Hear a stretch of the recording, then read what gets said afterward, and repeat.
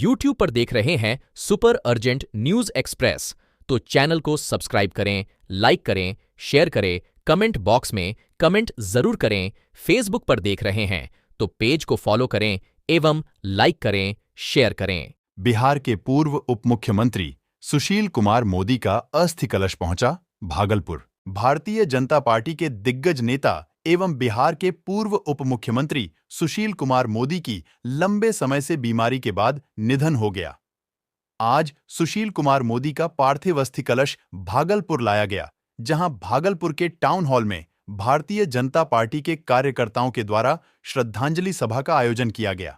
श्रद्धांजलि सभा में भागलपुर के सभी भाजपा के नेता और कार्यकर्ताओं ने सुशील कुमार मोदी के तस्वीर पर पुष्प अर्पित कर उन्हें नमन किया। आप जो प्राइस है, इस मौके पर भागलपुर के महापौर डॉक्टर वसुंधरा लाल, भाजपा के पूर्व जिला अध्यक्ष पुरोहित पांडे, भाजपा नेता मुकेश हरि सहित कई लोग शामिल थे। सभी लोग अपने प्रिय नेता आदरणीय सुशील कुमार मोदी जी के अस्थि कलश दर्शन और पूजन और उनके श्रद्धांजलि के लिए यहाँ पधारे हैं।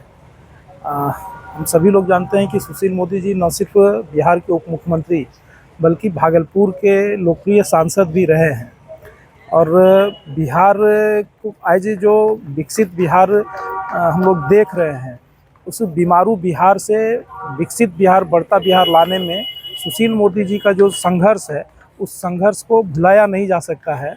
और भारतीय जनता पार्टी को यहाँ तक पहुँचाने में अगर कैलाशपति मिश्रा जी के बाद किसी नेता का नाम आता है तो वह आदरणीय सुशील कुमार मोदी जी हैं। दूसरी ओर सुशील कुमार मोदी जी के व्यक्तित्व से हम सभी लोग कि राजनीति में जो एक आचरण होता है, राजनीतिक शुचिता और राजनीतिक शालीनता की, वह अगर सीखना हो तो कोई सुशील कुमार मोदी जी से सीख सकता है। और हम लोगों का, हमारा व्यक्तिगत रूप से सौभाग्य रहा है कि विद्यार्थी परिषद में काम करते हुए आदरणीय सुशील कुमार मोदी जी का सानिध्य हमको मिला और न केवल विपक्ष के नेता के रूप में जब वो काम कर रहे थे पटना के अंदर, तो उस समय भी उनके साथ सीखने का मौका मिला और फिर जब भागलपुर के वो सांसद हुए तो उसमें भी उनके साथ रहकर सीखने का हमको अवसर मिला। तो हम लोग आज सुशील मोदी का जाना व्यक्तिगत रूप से मेरे लिए तो क्षति है ही, यह क्षति बिहार और भारतीय जनता पार्टी की अपूर्णीय क्षति है। इस क्षति की भरपाई तो नहीं हो सकती है, लेकिन हम सभी कार्यकर्ता जो उन्होंने जो बताया, वह उनके द्वारा बताए हुए मार्ग हैं, उस पर चलकर और भारतीय जनता पार्टी को जहां तक उन्होंने सींच कर पहुंचाने का काम किया है, उसको और आगे ले जाकर हम लोग उनको सच्ची श्रद्धांजलि हम सभी लोग देंगे। आज बिजली ट्रांसफार्मर में सटने से लेबर की मौत। भागलपुर जिले के पुराना बबरगंज थाना क्षेत्र के ठीक सामने निर्माणाधीन पानी टंकी बनाई जा रही थी। इस पर एक लेबर लोहे के छड़ लेकर ऊपर चढ़ रहे थे। इसी दौरान लोहे की छड़ ट्रांसफार्मर में जाकर सट गया, जिसके कारण लेबर धू धू जलने लगा। तभी जाकर वहां के मजदूर को इसकी सूचना मिली तो सभी आकर लाठी डंडे से मारकर लाश को नीचे उतारा। तब तक मृतक का शरीर आधा जलकर राख हो चुका था और मौके पर मौत हो गई। ग्रामीणों का कहना है, यहां पानी टंकी के सामने दो ट्रांसफार्मर सटे हुए हैं। ये आगे चलकर भी बड़ी घटना को अंजाम दे सकते हैं। यदि प्रशासन इस ओर ध्यान ना दे तो और बड़ी घटना हो सकती है। सर, यहाँ पे काम कर रहा था, हम गए थे गांव में काम करने के लिए। यहाँ पे जो वर्कर काम कर रहा है वो बता रहा है कि पाइप लेके ऊपर चढ़ रहा था और 11,000 वाला जो ट्रांसफार्मर लगा है, इसमें सट गया पाइप। इसके द्वारा इनका ऐसे घटना हो गया। कहाँ काम कर रहे थे? पानी टंकी पे काम कर रहा था सर। ओ, नगर निगम का है क्या? हाँ, नगर निगम का। क्या नाम था इनका? रोहित पासवान। कहाँ घर हुआ? दिग्घी सीमानपुर, झारखंड। थाना मेहरमा पड़ता है, जिला गोड्डा पड़ता है। आपका नाम? मेरा नाम घनश्याम पासवान है। कौन हुए आप? वो मेरा चाचा का लड़का है। नाथनगर प्रखंड क्षेत्र के श्रीरामपुर पुल घाट वार्ड 1 में श्री श्री 2008 महाविष्णु यज्ञ विदेशी बाबा स्थान के परिसर में लगातार आज 5वें दिन पूरे वैदिक मंत्रों उच्चारण से चल रहा है, जिसकी पूर्णाहुति 19 मई को होगी। आज भी काफी उत्साह के साथ लोगों ने परिक्रमा किया। पूरा क्षेत्र भक्तिमय हो गया है। महिला, बच्चे, युवक, युवतियों ने मेले का आनंद ले रहे हैं, जहां भक्तों के लिए टावर झूला, ब्रेक डांस, मिक्की माउस, श्रृंगार प्रसाधन की दुकान सहित चाट का मजा ले रहे हैं। वही विद्वान पंडित अभिषेक झा द्वारा मंत्रोच्चारण वृंदावन से प्रवचन कर्ता सह झांकी के साथ राम कथा का आयोजन किया जा रहा है। मौके पर सभी श्रद्धालुओं मौजूद रहे। बबरगंज थाना क्षेत्र, एक 9वीं की छात्र की संदेहास्पद मौत। भागलपुर जिला अंतर्गत बबरगंज थाना क्षेत्र के सकुलाचक में एक 9वीं का छात्र की संदेहास्पद मौत हो गई है। मृतक का घर कहलगांव एनटीपीसी क्षेत्र में बताया जा रहा है। वह अपने ननिहाल भागलपुर के सकुलाचक में रहकर पढ़ाई लिखाई करता था। मृतक की मामी और मामा ने कहा कि मेरा भैगना 11 बजे कोचिंग से पढ़कर आया, हम लोग दुकान पर थे। मृत्यु का कारण अभी स्पष्ट नहीं हो पाया है कि आखिर 9वीं की छात्र को आखिर क्या प्रेशर था जो उसे खुदकुशी करना पड़ गया। बहरहाल पुलिस ने शव को अपने कब्जे में लेकर पोस्टमार्टम के लिए मायागंज भेज दिया है। परिजनों का अश्रु रुकने का नाम नहीं ले रहा और पुलिस जांच में जुटी है। हम पढ़ रहा था सर, कोचिंग से आया, क्या किया नहीं किया। कोचिंग से जब हम अपना बगल में घर है, बुढ़िया चिल्लाते हुए नानी आई उसका, अरे क्यों सब तो परिवार दोगे, हम अपना बगल में घर है। आपका बगल में? हाँ, उसके बगल में। मृतक कौन? हाँ, वो भगना लगता है। हाँ, कहलगांव एनटीपीसी थाना के पास पढ़ता है। कहलगांव एनटीपीसी में रहता है, यहाँ हाई स्कूल में पढ़ता है। वहाँ कॉलेज नहीं था, बोला नानी के पास भेज देते हैं। नौमा में 9th गाछ छेपता भी है और एम्प्लॉय में काम भी करता है, टेम्पररी की नौकरी करता है एम्प्लॉय में। हाँ, क्या नाम है? उमेश चौधरी। जो मृतक है उसका बुटेश चौधरी। रुपेश चौधरी। 12 बजे करीब, 12-1 बजे करीब। 11 बजे कोचिंग से आया है। लेट से कोचिंग से आया है। अब एक बार बुढ़िया सब दोगा ना, हमरा उसका नानी दोगा। पेश कर लिए था बुढ़िया, वो खाना खा रहे थे कि ऐसे कर दिया। देखे दोगे सब बेटा उठा सबको, देखो क्या हुआ। हम तो दौड़ नहीं सकते हैं, हम तो स्टील लगा हुआ है। फांसी लगाने का क्या मतलब? अब कोई मतलब नहीं, हम नहीं जानते सर। पता नहीं चला? कोई पता नहीं।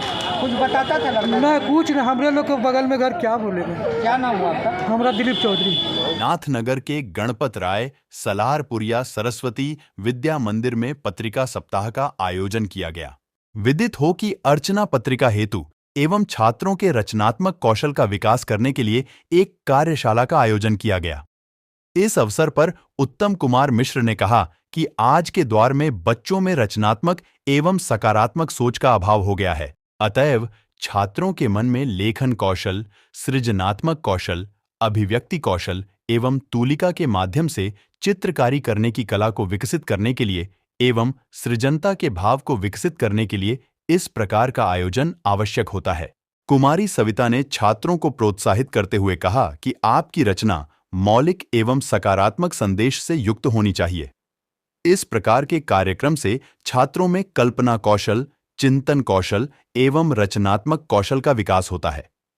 आज के दौर में छात्रों के मन में रचनात्मक कौशल के साथ सकारात्मक सोच का विकास करना अत्यंत की आवश्यक हो गया है। इसके लिए इस तरह का कार्यक्रम छात्रों के लिए अत्यंत लाभदायक होता है। वर्तमान समय में छात्रों के मन में रचनात्मक कौशल का अभाव दिख रहा है। नकारात्मक सोच एवं हिंसात्मक प्रवृत्ति को काम करने के लिए बच्चों में सृजन कौशल का विकास करना हम सभी का दायित्व है। इस साप्ताहिक कार्यशाला में दिन क्रमानुसार मौलिक कविता, कहानी, चुटकुला, प्रेरक प्रसंग, कल्पना पर आधारित कुछ मौलिक रचनाएं, तूलिका के माध्यम से चित्रकारी करना, विज्ञान, साहित्य, पर्यावरण, समसामयिक समस्या पर आधारित लेख, गणित के ट्रिक आदि विषयों पर छात्रों के द्वारा रचनाएं रचित की जाएगी। उत्कृष्ट रचनाओं को अर्चना पत्रिका हेतु संप्रेषित किया जाएगा। इस अवसर पर शेखर कुमार झा, दीपक कुमार झा, अमन कुमार, रवि कुमार एवं सभी आचार्य बंधु भगिनी उपस्थित थे। कोर्ट परिसर में ही अभियुक्त ने गवाह के साथ किया मारपीट। भागलपुर कोर्ट परिसर के अंदर हथकड़ी पहने अभियुक्त गांजा यादव ने जज के सामने चंदन यादव को मारना पीटना शुरू कर दिया और जज के सामने यह भी कहा कि ज्यादा से ज्यादा का क्या होगा, 4 महीने की सजा और बढ़ेगी। वहीं मामले को लेकर चंदन यादव ने बताया, हम लोग सभी एक ही मामले में स्नेहा कुमारी के कोर्ट में आज आए हुए थे। इसी दौरान हथकड़ी के साथ आया आरोपी गांजा यादव अपने कटघरे में ही मुझे मारना और गाली ग्लौज देना शुरू कर दिया और यह भी कहा कि जेल से छूट कर आऊंगा तो तुम्हें जान से मार दूंगा। वही पीड़ित चंदन ने कहा, जज के सामने जब इस तरह कर सकता है तो बाहर निकलने पर मुझे कहीं भी मारपीट कर सकता है। आपके साथ हम स्नेहा कुमारी की कोर्ट में अपने किसी केस का तारीख करने आए थे। उसी केस में एक क्लाइंट जेल में है, वो हथकड़ी में आए हुए थे और कोर्ट का गाजा यादव नाम है उनका। कोर्ट कैंपस में ही स्नेहा कुमारी के कोर्ट में हमको हाजत से मतलब कटघरा से मार के बाहर फेंक दिया। कोर्ट में ही मेरे साथ बदतमीजी करने लगा मैडम के सामने में। किस केस में था वो? ये इसी केस में था, सेम केस में था। जिस केस में हम तारीख करने आए थे वो उसी केस में वो भी आया था आज प्रोडक्शन पे जेल से। वो जेल से आया था? हाँ, जेल से आया हुआ था सिपाही के साथ। हुआ क्या कड़ी मामला में था तुम लोग को? मामला कुछ नहीं था, मतलब पहले साथ में ही केस हुआ था। मतलब साथ किस में चीज़ को लेके केस हुआ था? इसकी केस जमीन विवाद में झंझट मारपीट वाला मैटर में हुआ था। तो वो भी थे उस टाइम में इस केस में। तो उनको हथकड़ी में पहले से किसी केस में जेल में है, वो आज हथकड़ी में आए थे। उसका भी इस केस में तारीख था और वो हमको यहाँ मारने लगे डायरेक्ट कोर्ट में। कहाँ का मामला है? कौन थाना क्षेत्र का मामला है? लोधीपुर थाना से क्षेत्र का, हम लोग लोधीपुर थाना क्षेत्र से आते हैं। क्या नाम है अभियुक्त का वो जो मारा है? गाजा यादव नाम हुआ उनका और मेरा चंदन यादव चंदन उर्फ यादव। मनीष कुमार। कितने लोग तुम लोग शामिल थे उसमें? हम लोग यहाँ मेरे वकील साहब थे, 4 मेरे साथ जो और हैं इस केस में 4 मेरे अभियुक्त थे। इस केस में क्या आगे क्या करना है? हमको केस करना है। केस करना है। हाँ, हमको उसके उनके खिलाफ। ऊपर केस कर कुछ करवाई। कोर्ट का जब वो उल्लंघन कर रहा है, उनके घर पे पुलिस भी जाती है तो पुलिस पे भी पहले से भी फायरिंग करता है। वो हमको कोर्ट में मार सकता है, घर में भी मार सकता है। मैडम सामने बोला हम निकलते हैं तुमको मार देंगे, इस हिसाब से बोला। मतलब अभी भी धमकी दिया? हाँ, अभी भी कोर्ट में वो हमको बोल दिया कि जैसे निकलेंगे तुमको हम जान मार देंगे। जब वो हमको कोर्ट में ऐसा कर सकता है तो बाहर निकलेगा तो मेरे साथ बहुत कुछ कर सकता है। अच्छा, कोर्ट के रूम में मारा गया है कि नहीं, डायरेक्ट कोर्ट के रूम में कटरा पर मारा। कटरा पर से मार के बाहर फेंक दिया, निकल गए हम। कटरा पर से ऐसा मारा, निकल गए बाहर। क्या नाम है तुम्हारा? चंदन यादव उर्फ मनीष कुमार, कहाँ के रहने वाले? लोधीपुर बसंतपुर।